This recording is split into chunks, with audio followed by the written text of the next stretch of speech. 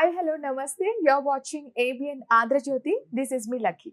Family emotions, relationships and అలాగే pain fun ఇలాంటి అన్ని ఎలిమెంట్స్ ని ఎంతో చక్కగా బ్యూటిఫుల్ గా ప్రెజెంట్ చేశారు ఈ సినిమాలో. అదే సహ కుటుంబాన్నం.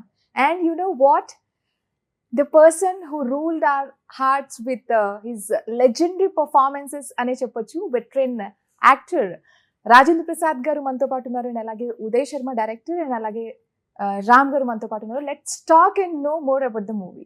నమస్తే ఎవ్రీవన్, నమస్తే. ఎలా ఉన్నారు? ఏదో లక్కగా ఇలా లక్కీగా సార్ అసలు లక్కీగా అంటే మాకు సంతోషమా. నేను సహ కుటుంబానం అనే సినిమాతో మీ అందరినీ కలుసుకోవడం చాలా సంతోషంగా ఉంది.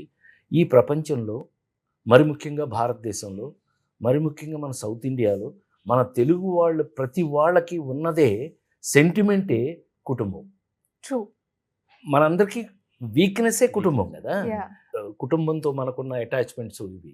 అందులో ఫస్ట్ టైము ఉదయ్ నాకు ఒక ఈ కుటుంబ కథల్లో కొత్త రకమైన కథ చెప్పాడు. దాంతో నేను చాలా ఇంట్రెస్ట్ ఫీల్ అయ్యి ఇది ఒక కొత్త రకంగా ఉందని చెప్పి ఈ సినిమాలో చేయటం నేను నిజంగా అదృష్టంగా భావిస్తున్నాను. ఒక వెరైటీ తండ్రి, మామూలు తండ్రి. నేను ఎన్ని తండ్రులు మీరు అదే చూసే ఉంటారు కదా, చేశారు, కానీ దీంట్లో కూడా మీరు ఇది- ఇంకా కొత్తదనం అంటుంటే అది ఏముంటుందా డెఫినెట్ క్యూరియస్ అవుతున్నా. మీరు చూసి ఇది కొత్తగా లేదు అని చెప్పండి, నేను చెప్తాను. బేసిక్గా చిన్న లైన్ అంతా చెప్పను, చిన్నది మాత్రం చెప్తాను. ఒక అనాథ, తల్లి తండ్రి లేని అనాథాశ్రమంలో పెరిగిన ఒక అనాథ అనేవాడికి కుటుంబం, సహకుటుంబం అంటే తల్లి తండ్రి అన్న చెల్లి తల్లి పల్లి తమ్ముడు అన్న అందరూ కావాలి అంటే ఎలా వీలవుద్ది? అమ్మ ఆ కథ మాత్రం చెప్పను నేను. అది మీరు సినిమాలో చూడండి, అది మీరు సినిమాలో చూడండి.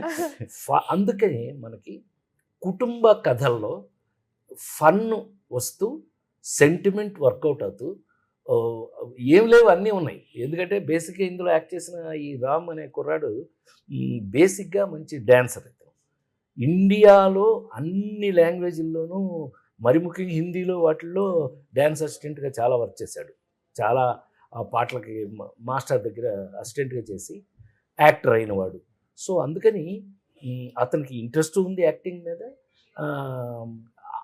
అంత ఇంపార్టెంట్ టిపికల్గా ఉండే క్యారెక్టర్. సో ఒక కుటుంబ కథలోనే ఒక కొత్త రకమైన కథ అని నేను అనుకుంటున్నాను. ఆబ్వియస్లీ మాకు అంటే ట్రైలర్ చూసాక ఒక పక్క ఫ్యామిలీ ఎమోషన్స్ ని చూపిస్తున్నారు, ఇంకొక పక్క హీరోకి ఏదో సైకలాజికల్ ప్రాబ్లం ఉంది అనేది చూపిస్తూ ఉన్నారు. సో అసలు ఈ కాంబినేషన్ ఏంటో అర్థం కాలేదు. ప్లీజ్ మీరు చెప్తారా ఉదయ్ గారు?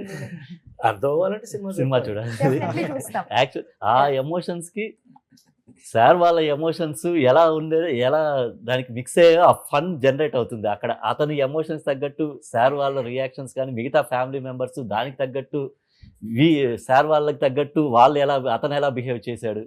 సో ఈ ఎమోషన్స్ అన్నీ mix of comedy and sentiment. ప్రతి ఒక్కరికి ఈ సినిమా చూస్తే ఖచ్చితంగా ఒకటైతే చెప్పగలను, అందరికీ ఫ్యామిలీ ఉంటే బాగున్నా అన్న ఫీలింగ్ అయితే వస్తుంది. మై గాడ్, చాలా పెద్ద దెబ్బే ఇది. నిజంగా, ఎందుకంటే మనందరికీ మన సెంటిమెంటే ఫ్యామిలీ అనుకున్నాం కదా ఇందాక. ట్రూ. అండ్ మీరు అంటే ఇక్కడ 2 ఎలిమెంట్స్ ని ప్రెజెంట్ చేస్తూ ఉన్నారు కదా. సో ఫ్యామిలీ ఎమోషన్స్ అనగానే చాలా డెప్త్ గా మీరు అంటే మనం జీవించేసేయాలి ఇంకా ఫ్యామిలీ అనే విషయానికి వస్తే. సో ఆ ఎమోషన్స్ కావచ్చు అండ్ ఈ సైకలాజికల్ థింగ్స్ కావచ్చు, ఆ రెండింటి మధ్య ఒక లైన్ ఉంటుంది కదా, అది ఎట్లా బ్యాలెన్స్ చేశారు అసలు? ఆ బ్యాలెన్స్ ఇప్పుడు మీరు రోడ్లో చూసింటారు కదా, స్ట్రీట్ ప్లేలో ఒక తాడు మీద నడిచేటప్పుడు ఒక స్టిక్ ఒకటి పెద్దది పట్టుకుంటారు, బ్యాలెన్సింగ్. మా గురుగారు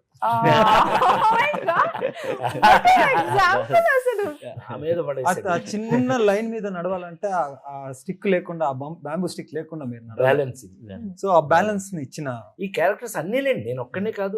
వెరీ ఛాలెంజింగ్. ఒక్కొక్క రోజు నేను వెళ్ళి యాక్చువల్లీ ఎక్స్ట్రా పేమెంట్ ఇవ్వాలి నేర్పించింది దానికి. Every day use to SIT with him for hours together.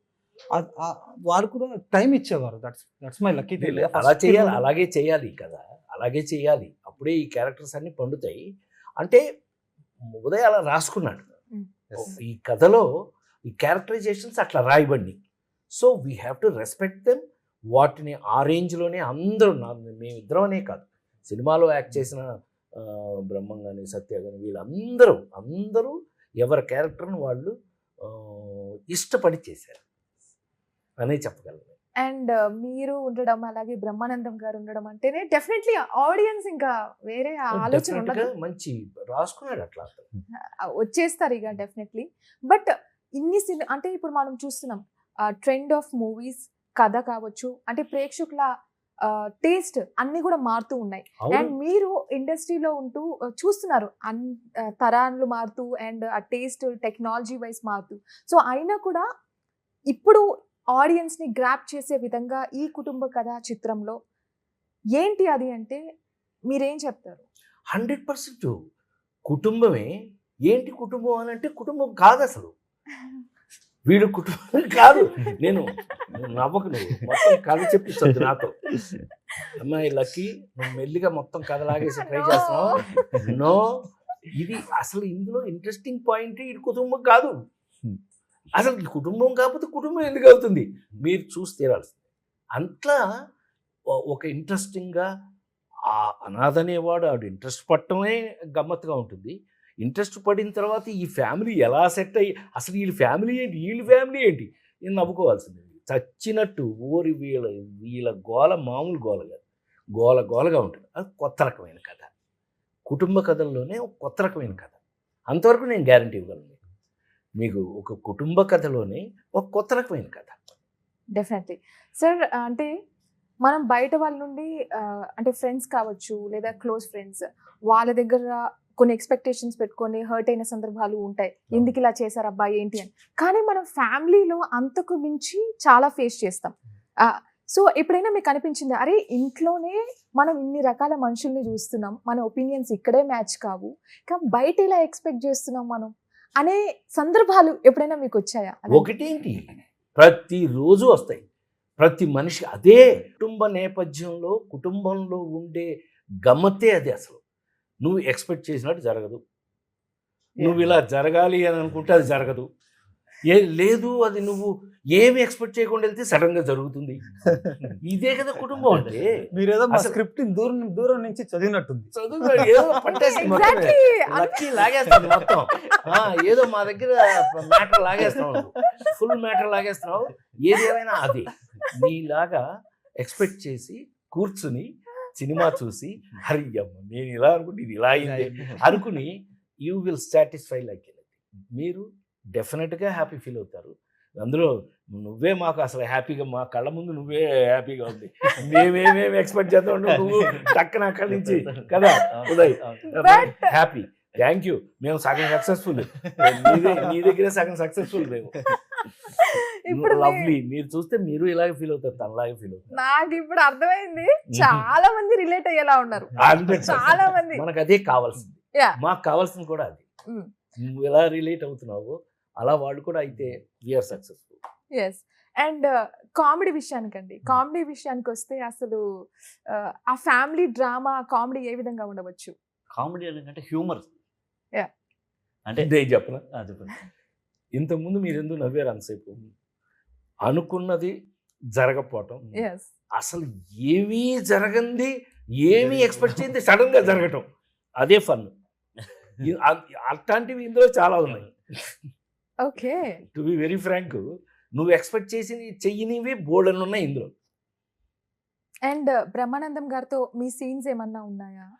అంటే నా బ్రహ్మంతో నేనున్న సీన్లు ఎలా ఉంటాయి మీకు తెలియదే ఉంది. అసలు తనతోటి మరి అది ఒక ఆటలాగా కదా, ఇట్స్ లైక్ ఎ గేమ్.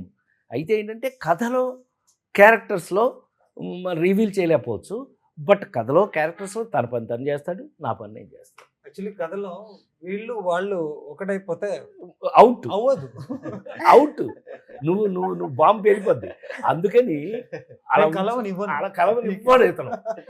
మేమిద్దరం కలిసాము, కథ ఫినిష్ ఓవర్, మా సంగతి అయిపోయింది. అందుకని చాలా గమ్మత్తుగా ఉంటుంది అమ్మాయి. ఎందుకు అసలు నేను ఎంత సరదా అంటే, ఏదో ఈడు లారీ తోలి తోలి తోలి తోలి అలసిపోయి కోటర్ కొట్టేసి పడుకునే టైపు గాడు, వీడు ఒక ఇంటికి తీసుకొచ్చి వీడు ఒక తండ్రి అంటే, నేను పడిన బాధలు నాకు తెలుసు, ఆ బాధలు మీరు చూసి మీరు నవ్వుకోండి హాయిగా. డెఫినెట్లీ. అండ్ అందరూ లెజెండరీ యాక్టర్స్ మధ్య అసలు వాళ్ళతో వర్కింగ్ ఎక్స్పీరియన్స్ అండ్ ఎప్పుడైనా నర్వస్గా ఫీల్ అయిన సందర్భాలు అట్లా ఏమన్నా ఉన్నాయా అసలు? ఫస్ట్ రోజు నుంచి ఇప్పుడు దాకా నర్వస్ గానే ఉన్నా. అంతేనా? నర్వస్గా లేననే రోజే లేదు. ఓకే. It's unreal. నేనేమి కళలో అనుకున్నాను దానికంటే ఎక్కువ నాకు దేవుడు కలిగించాలని చెప్పొచ్చు కదా. అంటే ఒక పక్క మీ డ్రీమ్, ఇంకొక పక్క you know very inspiring persons around us. ఎట్లా అనిపిస్తుంది అంటే ఆ టైంలో యునో హ్యాపీనెస్ తో పాటు క్రమశిక్షణ, కాన్షియస్నెస్, జాగ్రత్తగా ఉండాలి, ఒళ్ళు దగ్గర పెట్టుకోవాలి, ఇలాంటివన్నీ చాలా ఉంటాయి. సో ఆ టైంలో మీ ఎమోషన్స్ ఏ విధంగా ఉండే, స్టేట్ ఆఫ్ మైండ్ ఏ విధంగా ఉండే? Ma'am every time camera roll ముందు నేను ఒకటే అనుకున్నామని, ఒక్క ఛాన్స్ దొరికిందిరా లైఫ్లో. ఎంతో కోట్లాది మంది ఈరోజు అంటే ఈ జనరేషన్లో అందరికీ హీరో అవ్వాలి, అందరికీ హీరోయిన్ అవ్వాలి. ఆ టెక్నీషియన్ కానీ ఇది కానీ అది లేదు మైండ్లో, ఓన్లీ హీరో అవ్వాలని ఉంటుంది. మనకు వచ్చింది ఈ ఛాన్స్, దీన్ని వదులుకోకూడదు. ఎంత అవుతుందో అంత భక్తిగా శ్రద్ధగా చేసుకోవాలన్నది అనుకొని ఆ కాన్షియస్లోనే ఉండేవాడిని. ఒక 10 సార్లు 15 సార్లు నేను బిఫోర్ టేకింగ్ అది చెప్పుకునేవాడిని. 100 సార్లు చెప్పుకున్న టైం కూడా ఉంది వీళ్ళతో చేసేటప్పుడు. బ్రహ్మానంద గారితో చేసి 100 సార్లు అదే వెళ్తుంది. డైలాగ్ వెళ్ళిపోయి బాగు చేయాలి బాగు చేయాలి బాగు చేయాలి బాగు చేయాలి. అది ఒక కాన్షియస్నెస్ కంటే ఒక అదే చెప్పాను కదా, నర్వస్నెస్ అంటే అన్రియల్. ఎవ్రీ మంచి క్యారెక్టర్ చేసేటప్పుడు, మంచి కథలో మంచి క్యారెక్టర్ చేసేటప్పుడు ఆ స్ట్రగుల్ ఎప్పుడూ ఉంటుంది. మరి నేను చేసిన వర్క్కి చాలాసార్లు నేను అనుభవించాను. తను కూడా బాగా ఇంట్రెస్ట్ కాబట్టి, బేసిక్గా ఇతను క్లాసికల్ డాన్సర్, అందువల్ల అదొక అడ్వాంటేజ్ ఉంది తనకి. ఎక్స్ప్రెషనో లేకపోతే ఏదో అతనికి తెలియదేం కాదు, ఏం కావాలి అని తను చెప్పడం, అతను చేయటం.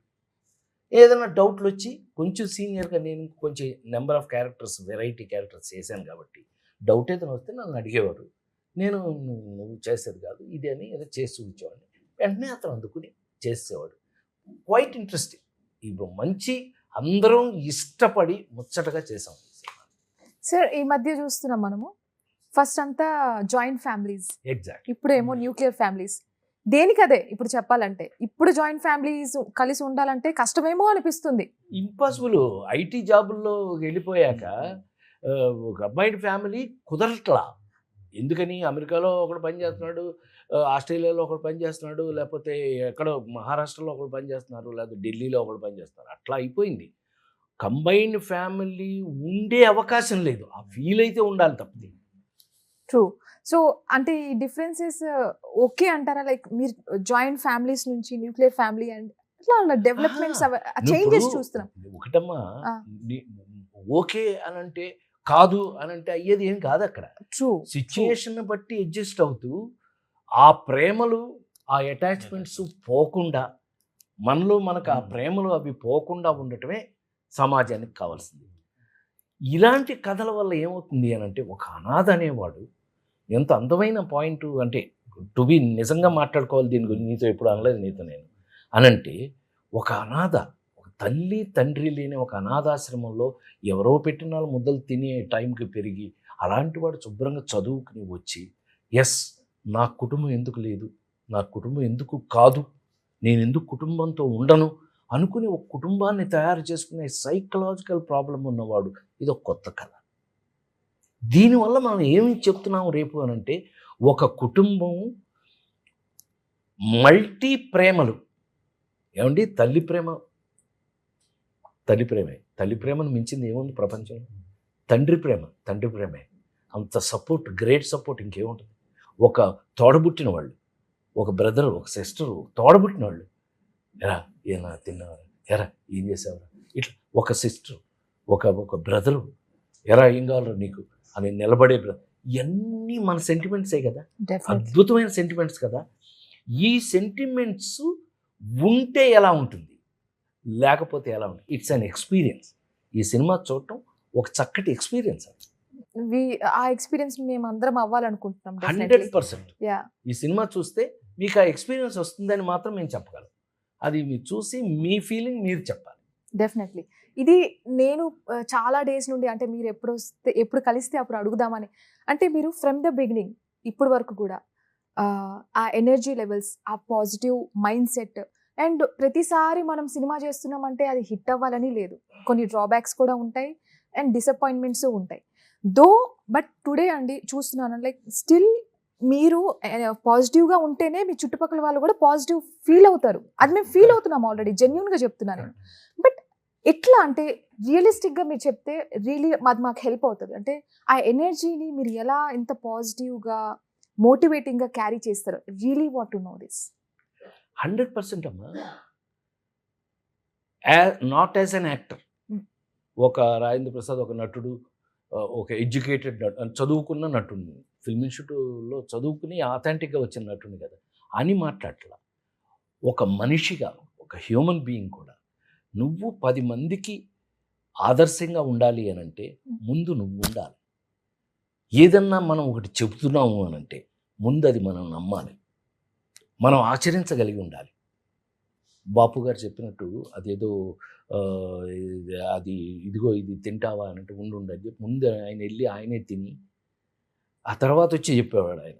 అట్లా ఏదైనా జీవితంలో నాకు తెలిసి ఇప్పటి వరకు 48 ఏళ్ల సినిమా జీవితంలో నాకు తెలిసి నేను ఫీల్ అయినయే చెప్పాను. అందుకే జెన్యున్గా ఉంటుంది. అంటే నువ్వు ఏదైనా ఒక విషయం చెప్పాలి అని అంటే నువ్వు జెన్యున్గా చెప్తున్నావా లేదా అనేది అది నీకు సంబంధించింది. సో అందుకని ముందు నువ్వు ఫీల్ అవ్వు, చెయ్యి. అందుకని సహకుటుంబానంలో క్యారెక్టర్ కూడా అది చెయ్యాలి అని అంటే కనుక, మీకు అది ఇంప్రెసివ్గా ఉండాలి అని అంటే కనుక అది నేను అనుభవించి చేస్తే తప్ప మీకు ఇంట్రెస్టింగ్గా ఉండదు. ట్రూ. ఇదే నమ్ముతున్నానమ్మా ఇవాళ వరకు. అందుకే మీ ముందు ఎనర్జెటిక్ అంటావా, ఎనర్జెటిక్ లేకపోతే ఎక్కడికైనా వెళ్ళి పక్కకి వెళ్ళి గుడిసెల్లో ఎక్కడన్నా సన్యాసం తీసుకుని ఎక్కడికైనా పోయి ఉండాలి. ఇక్కడ ఉండకూడదు. ఇక్కడ ఉన్నంత వరకు when you are in profession you have to be professional. ప్రొఫెషన్లో నువ్వు ఉండదలుచుకుంటే ప్రొఫెషనల్గా ఉండు అని నమ్మి ఆ భగవంతుడి దయ వల్ల ఇంకా వర్క్ చేస్తున్నాను. సో ఇప్పుడు నాకు అర్థమైంది, సెట్స్లో ప్రతిరోజు ఎలా ఉన్నారో నాకు ఇప్పుడు అర్థమవుతుంది. చిన్న విషయం ప్లీజ్. గురుగారు ఎప్పుడు ఒక విషయం చెప్తుంటారు, పెద్ద ఎన్టీఆర్ సార్ ఇంట్లో పుట్టాను, అక్కడి నుంచి వాళ్ళ బ్లెస్సింగ్స్తో, వాళ్ళ లెసన్స్తో, వాళ్ళు చెప్పిన పాఠాలు వింటూ నేర్చుకుంటున్నాను. నాకు ఈరోజు ఎలా ఫీల్ చేయించారంటే నేనేదో వీళ్ళ ఇంట్లో పుట్టాను, వీళ్ళ బ్లెస్సింగ్స్తో వచ్చాను, వీళ్ళ లెసన్స్ నేర్చుకుంటూ నేను ఎదిగాను, అందుకే ఇంత సపోర్ట్ ఇస్తున్నారేమో అని అనిపిస్తుంది. ఫస్ట్ రోజు నుంచి ఈ రోజు దాకా చేయి పట్టుకుంటూ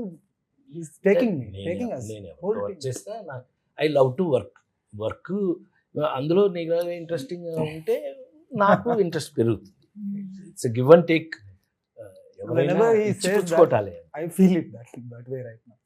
గ్రేట్ అండి, రియలీ గ్రేట్. అసలు నాకు ఈరోజు చాలా హ్యాపీగా ఉంది ఇంటర్వ్యూ చేయడం. నిజంగానే కొన్ని క్వశ్చన్స్ ఉన్నాయి, ర్యాపిడ్ క్వశ్చన్స్. సో డెఫినెట్లీ దీనికి మీరు ఏం ఆన్సర్ చెప్తారో నాకు తెలుసు. Joint family or nuclear family, ఏం చెప్తారు? Which one? Joint family or nuclear family, ఏది సెలెక్ట్ చేస్తారు? ఆబ్వియస్లీ జాయింట్ ఫ్యామిలీ కదా. Okay okay. So favourite comfort food at home? నాకా? ఎస్. మేగడ పెరుగు అన్నం. ఏంటి? మేగడ వేసుకున్న పెరుగు అన్నం. రోజునా? రోజుకు 3 సార్లు పెడితే 3 సార్లు అదే తింటాను. బాబోయ్. ఓకే.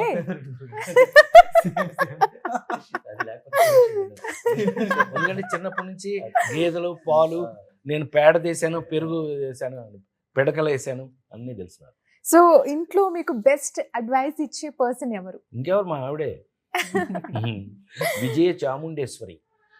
ఓకే సార్, ఎన్ని ఇయర్స్ ఆఫ్ ఎక్స్పీరియన్స్, అందరితో వర్క్ చేశారు కదా, సో మళ్ళీ ఆయనతో వర్క్ చేయాలి అనిపించే పర్సన్ ఎవరైనా ఉన్నారా ఇండస్ట్రీ? నేనా? NT Rama Rao. Okay Rama Rao. So అమ్మ చెప్పే ఫేవరెట్ రిపీటెడ్ డైలాగ్ ఏంటి? ఇంటికి త్వరగా రారా. ఓకే, యాక్చువల్లీ నేను ఎక్స్పెక్ట్ చేసింది ఏంటంటే తిన్నావారా తిన్నావా టైంకి అది చెప్తూ ఉంటారు. That is for you, ya that that question is for you. Yes that answer is for me. So ఏంటండి ఏదన్నా ఒక హ్యాబిట్ లైక్ మీ ఫ్యామిలీ మెంబర్స్ ప్లీజ్ వద్దు ఇది అవాయిడ్ చెయ్యి అని చెప్పి హ్యాబిట్ ఏదైనా ఉందా మీలో ఉదయ్ గారు? బయట ఎక్కువ తిరగకూడదు. ఇంటికి త్వరగా రా, బయటికి లేట్కి వస్తే తాళం వేస్తా. ఇది కామెడీ. ఓకే ఓకే, ఇప్పుడు కూడానా అండి? ఇప్పుడు కూడా. ఓ మై గాడ్, బట్ నిజంగా వెళ్ళేదే 3 గంటలకే ఆఫీస్ నుంచి.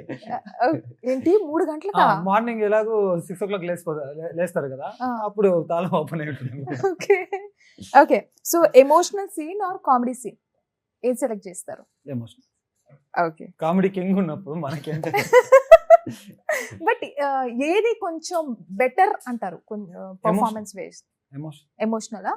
ఓకే, ఎందుకంటే సార్ ఫిల్మ్ చూస్తే 2.5 hours కామెడీ ఉంటుంది, లాస్ట్ 10 minutes ఎమోషన్ ఉంటుంది, దాన్ని క్యారీ చేసుకుని ఆడియన్స్ వెళ్ళిపోతుంది. Oh if you see his films. Okay, last లో పెద్ద దెబ్బ ఉంది అయితే Yes. మాకు. ఓకే, ఫ్యామిలీ అంటే ఒక డెఫినేషన్ చెప్తారా? ఫ్యామిలీకి ఒక డెఫినేషన్ ఏం చెప్తారు? ఫ్యామిలీ మన సిస్టమే ఒకళ్ళని ఒకళ్ళు ప్రేమించుకుంటూ ఒకళ్ళ కోసం ఒకళ్ళు బ్రతకటమే family. That is life. True, చాలా బాగా చెప్తున్నారు అసలు. ఓకే, లవ్ కి ఒక డెఫినేషన్ చెప్పరా? 1 word లేదా 1 word చెప్పినా ఓకే. ఎవరి యాంగిల్ వాళ్ళకు ఉంటుంది, మంచిది నాన్న. ఎవరిది వాళ్ళు చూసుకోండి, ఒకళ్ళని ఓవర్లాప్ చేసుకోండి ప్లీజ్. లవ్ నీ యాంగిల్లో నువ్వు చెప్పు, నా యాంగిల్లో నేను చెప్తా. లవ్ అంటే పర్సన్ చేంజ్ అవుతుందని నా ఫీలింగ్. అంతేనా? పర్సన్ టు పర్సన్ అది చేంజ్ అవుతుంది కానీ డిపెండ్స్ ఆన్ మీరు పర్సన్. ఏది ఎట్లా డిపెండ్స్ ఆన్ పర్సన్ మారుతూ ఉంటుంది. అది ఓకే కానీ మీ ఫీలింగ్ చెప్పాలి కదా. మేజర్ గా అసలు ప్రేమ Love అంటే- మీ అభిప్రాయం. మాల వేసుకున్నారు కాబట్టి చెప్పరు.